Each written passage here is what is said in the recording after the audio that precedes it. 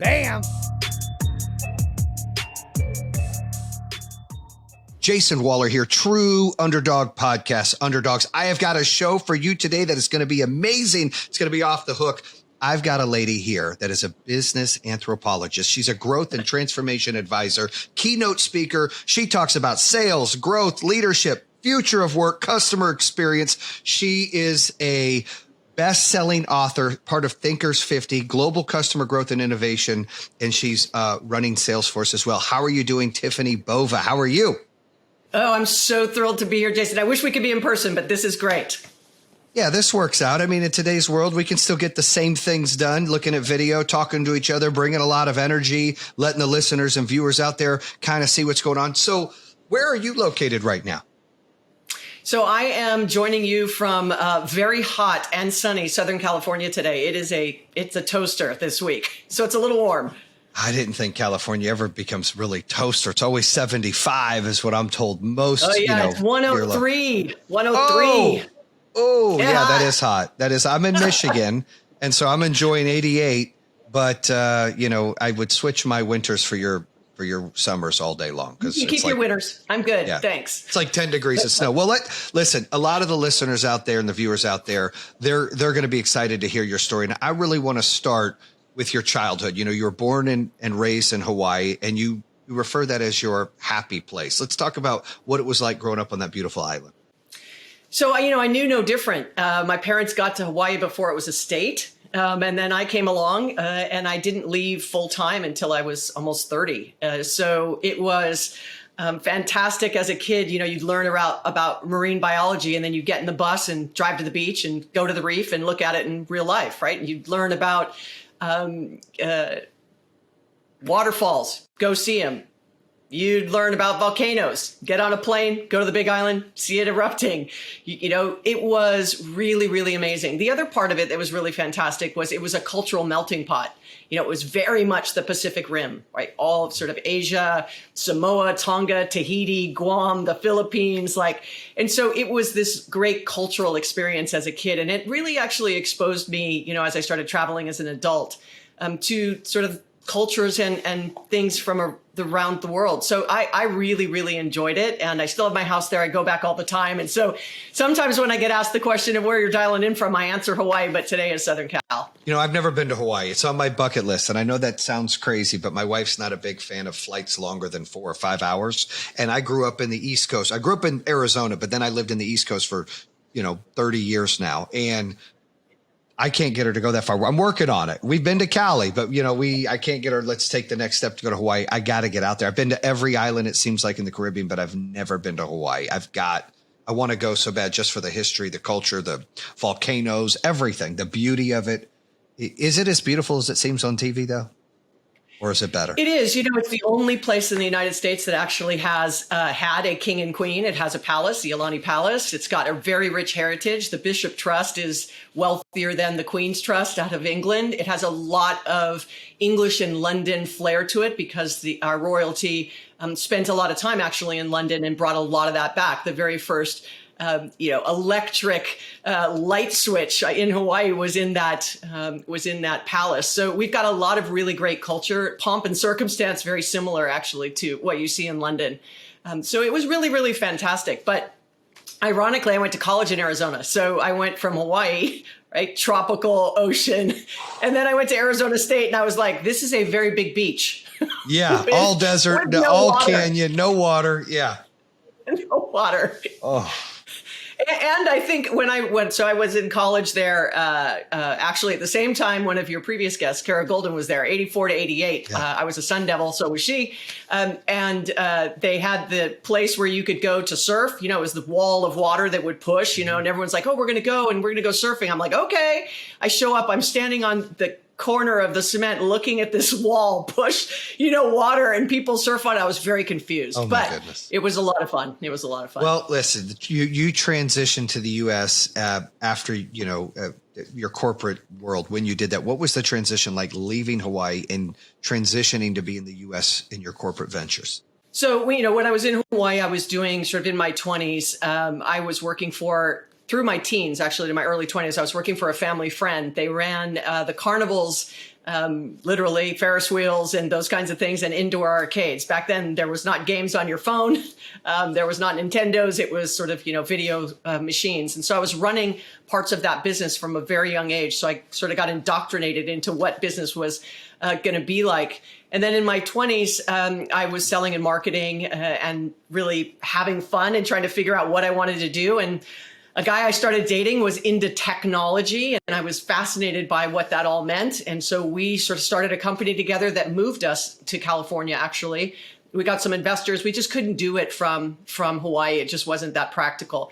So we came to California, and we were going back and forth. And then finally, around 30, I stopped going back, as frequently, and then started working in the corporate world because we had sold the company, and I just sort of moved on and started, selling for other tech companies and other systems integrators and value-added resellers.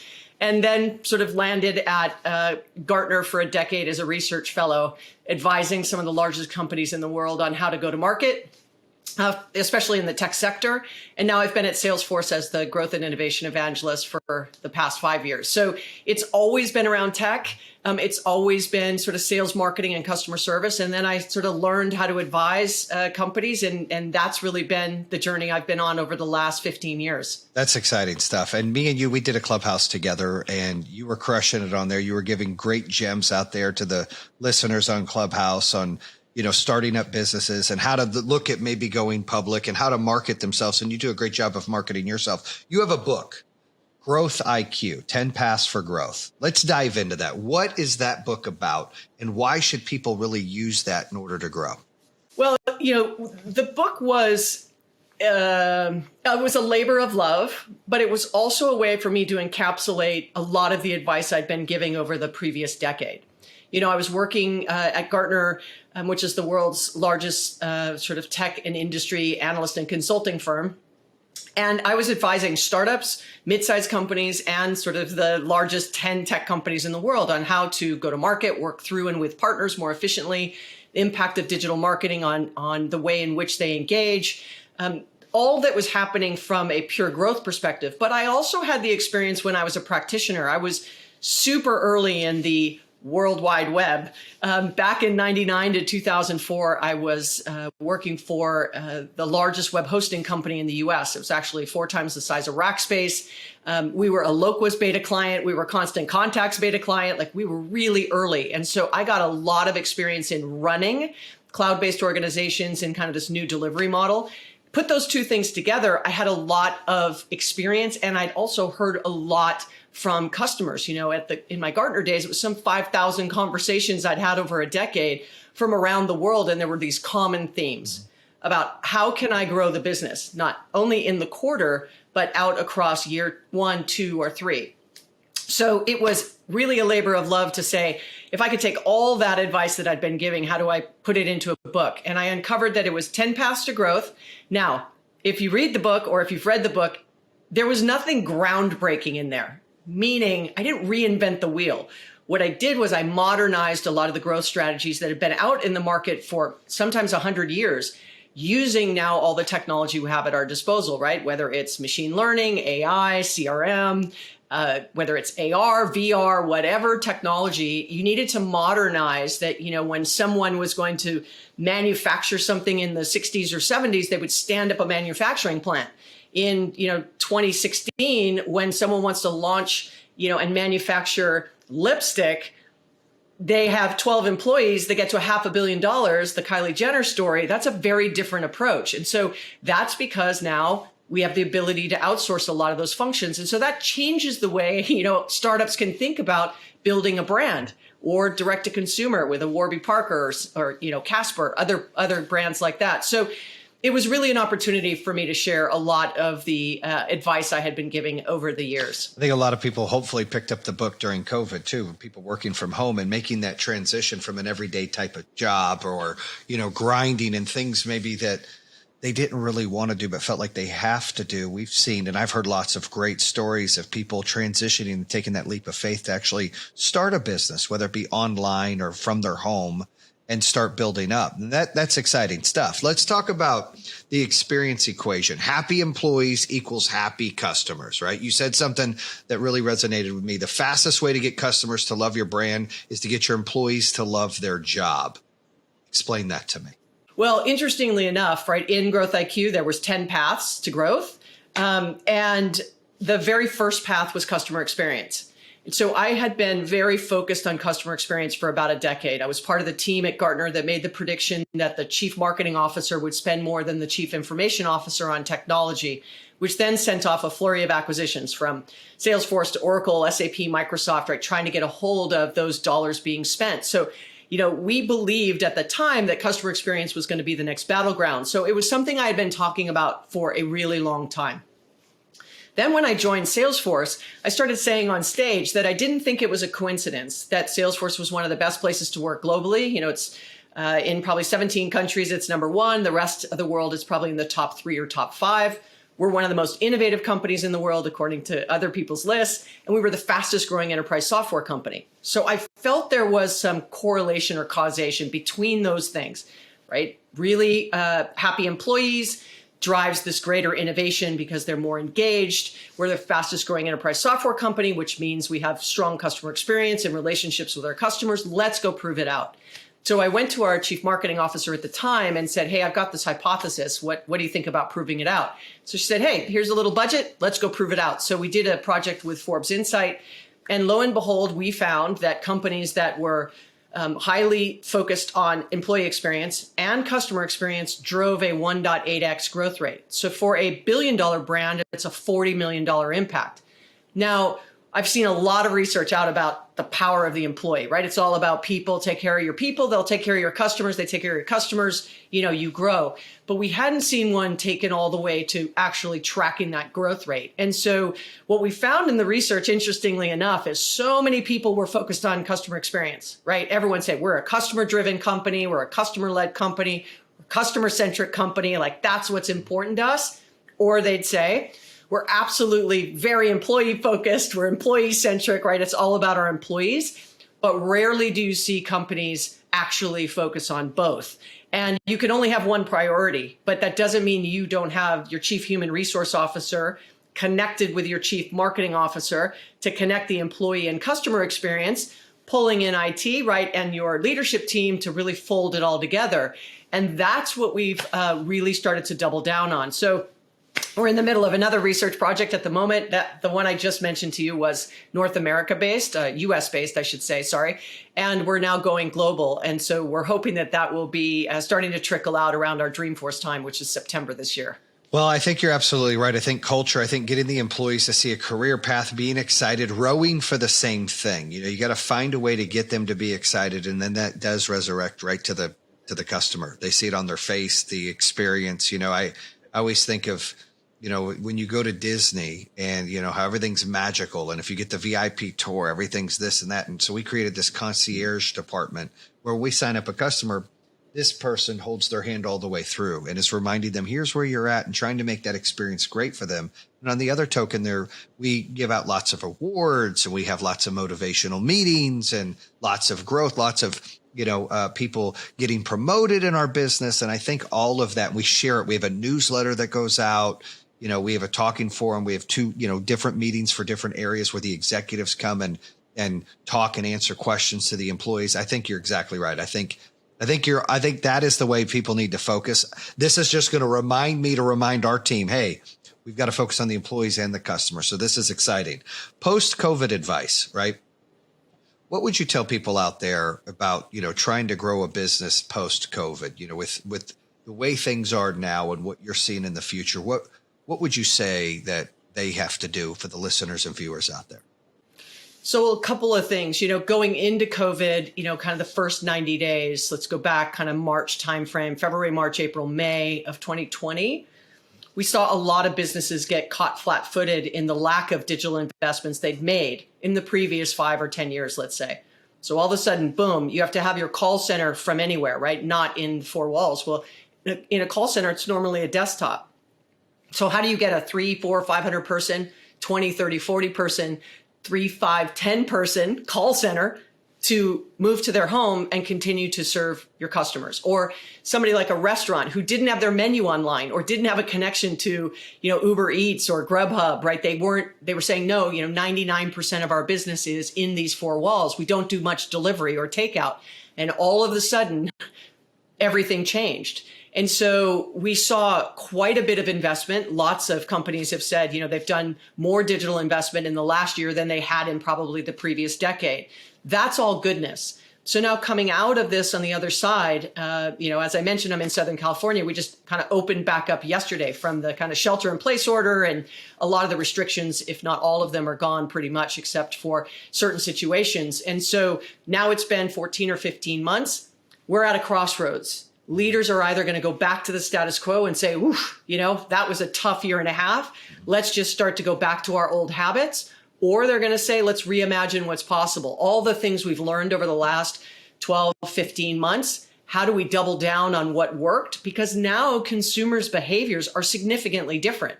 We've seen some research that's in the low 90% range. People are going to want to continue to do contactless payment. That might have not been something that was pre-pandemic. We see an appointment economy now picking up. So people making appointments with retailers or people that are giving them service that they normally never would have done. Like someone's going to come to your house and give you a bid on something or install something. It's like, okay, we'll be there between, 8 and 5. That's not very great service. But now you might say, if I'm going to go to, try on some sunglasses, I'm actually going to make an appointment for that, where normally you would never do that. But then it allows that retailer to give much better one-on-one service. People feel safe in the retail environment. They can clean it afterwards, whatever it might be. So we see some of these habits changing. So if you're listening, right, and you've made some changes over the last year and a half, don't just automatically snap back to what you used to do. Make sure that you are paying attention to the signals that the market is sending you, whether it's online, offline, with your employees. I like working from home. I don't want to go back to the office. Like, how are you going to handle flex work? How are you going to handle how your customers want to engage with you and how you're going to service and support them? And the supply chain has been significantly disrupted, right? Prices are up because things are hard to get. And so ultimately, this is a chance for you to really make sure that you get rid of things that are no longer profitable, double down where you've seen a lot of growth, stay connected to your employees and customers, but don't go back to old habits. I mean, that's sort of the one big thing I would say out of the last year and a half that I hope people don't do. Yeah, and for the listeners and viewers out there, this is for small business, big business, medium business, people that work somewhere, and it doesn't matter. Yeah. You need to implement this and understand, the differences that the world that we live in now and how you can be more efficient and the company can grow. So, Tiffany, you also have done a lot of speaking engagements. Let's talk about what is the most thing you're proud of in your life that you've accomplished on the business aspect? From a speaking perspective? Yeah, from a speaking perspective.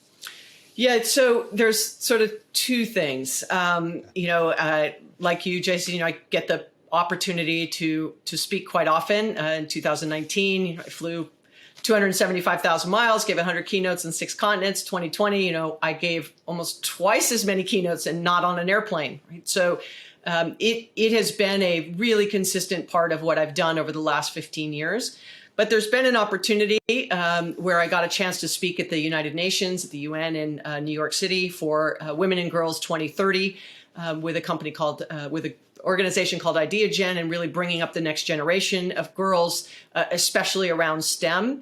And to walk the halls of the UN and know that I was going to speak there. And while we weren't in the main hall, it didn't matter. The fact that I got to walk through those, hollowed halls and, feel a part of something that has shaped so much of what goes on in the world, that was really spectacular. And then I got to do it again and again. So it was a couple of times, but that first time, and I feel the same way every time I walk through those halls. And it was a very small group. and most of them were under the age of 14. It didn't matter. It was absolutely just so special for me. And then the second would be the opportunity to be part of the Thinkers 50 list. It's kind of the Oscars of management thinkers. It was a bucket list item for me, similar, Jayson, to you going to Hawaii. Mine was making the Thinkers 50 list. And it was an amazing opportunity for me to even be considered and considered against people in categories like Clayton Christensen, or Amy Edmondson or Roger Martin or Seth Godin. And it was incredible to make the list. And while it is the Thinkers 50 and I came in at number 50, that's the first time I think in my entire career I was fine being last on that list, because I'm much better than being number 51. So those are probably the two that I can say. I love speaking everywhere. I've gotten to travel around the world. I've spoken in South Africa. I've spoken in Ireland. I've spoken in Iceland. I've spoken in Hong Kong and Singapore. I've spoken in Bali. I mean, I've done a lot of amazing things and gotten a lot of travel, but the UN to, 12, 13, and 14-year-old girls was really special. That's so awesome. So cool. I've got 3 daughters, so I get jacked up when, we can empower women to really take the next step and be, future leaders of tomorrow. I mean, I think it's really crucial in our growth as a country and in this world. So last thing, where's the best place you've ever visited? You've been so many places. I'm intrigued. Where's the best place you've ever been? You got to pick one. That's always got to pick one. No, that's always tough, because I hands down would always say Hawaii, right? Because it's so outside hard, of Hawaii, right? because that's where you grew up. Outside of Hawaii, that's tough, right? Because if you go, people are like, "Oh, you've been to Bali, isn't it?" And I'm like, "I'm from Hawaii," like, and you've been to Sydney. I'm from Hawaii, right? It gets tough, but when you think about something that's just so out of what I was born and raised around, I would say Iceland was really spectacular. Not what I expected at all. What was that like? Reykjavik was amazing. Like, the food was great. It felt like a small Dutch town. We hiked into a glacier. We went up to the volcano fields. We drove around, went to the beaches, saw the puffins. Like, it was not what I expected. It was 5 days. I was speaking with, at the time, the president of Iceland at a entrepreneurs event, and it was really, really special. So I loved that. I loved Cape Town, because I got to, go on a safari, which, of course, way out of something I would normally do. And, those probably two have just been highlights for sure. I hope I get to go back to both of those. That's so cool. I definitely want to check out Iceland. Well, there you have it, Underdogs. Another breathtaking episode with yours truly. Top influencer, customer experience, digital transformation, business model innovation, the future work right here, giving you insights to the future of sales and growth. Tiffani Bova, how can people find you and follow you and pay attention to what you're doing? Yeah, I'm super active on social. So follow me on LinkedIn, Tiffani Bova. At Twitter, it's Tiffany_Bova. And then I'm on Instagram. I have a YouTube channel, and then there's TiffanyBova.com. But, check out the book, Growth IQ. It's now translated in 9 languages. So it's in Portuguese and Spanish, Korean, Thai, Vietnamese, Polish. What did I miss? Obviously English. And so, it's Audible as well, and Kindle as well. So hopefully you can pick up a copy. Did you do your own Audible? I did. It was 5 days. It was almost 36 hours of recording for a little more than 7 hours of the book. So I can officially say I've read the book cover to cover, word for word. Yeah, I have to do mine. My book's coming out soon, and I'm like, I wonder how long that's going to take me. But I feel like it's important to do your own. They hear your voice with what you wrote. Well, I had to try out. I think that's so crucial. I had to try out. Really? Yeah. So I've heard that before. I told them, I'm not trying out. This is my book. So I laid the law early, but I've never heard. I mean, I've heard that from multiple people. Yeah. Heather had the same thing. They told her she had to try out. Yeah. I went with Random House Portfolio. So, it was a large publisher, and it wasn't really like you have to try out, but it's not guaranteed you're going to read the book. And, you read your own book, but thankfully, right, I keynote for a living. So I do know how to actually speak and read in a way that might be engaging for people who are listening. But I will tell you, the first day I lost my voice. So my producer sat me down and said, "This is not a keynote. Like, that is not how you read a book. And so gave me a lot of coaching. So on the second day, it was much better. Called my publisher and said, I need to re-record the first day. So we re-recorded the first day. So it was definitely different than what I expected.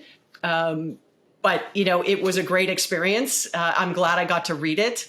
But it's not what I expected. I'll leave it at that. If you get a chance, Jayson, to read your book, you'll completely get what I'm talking about. It is a very surreal engagement with your book.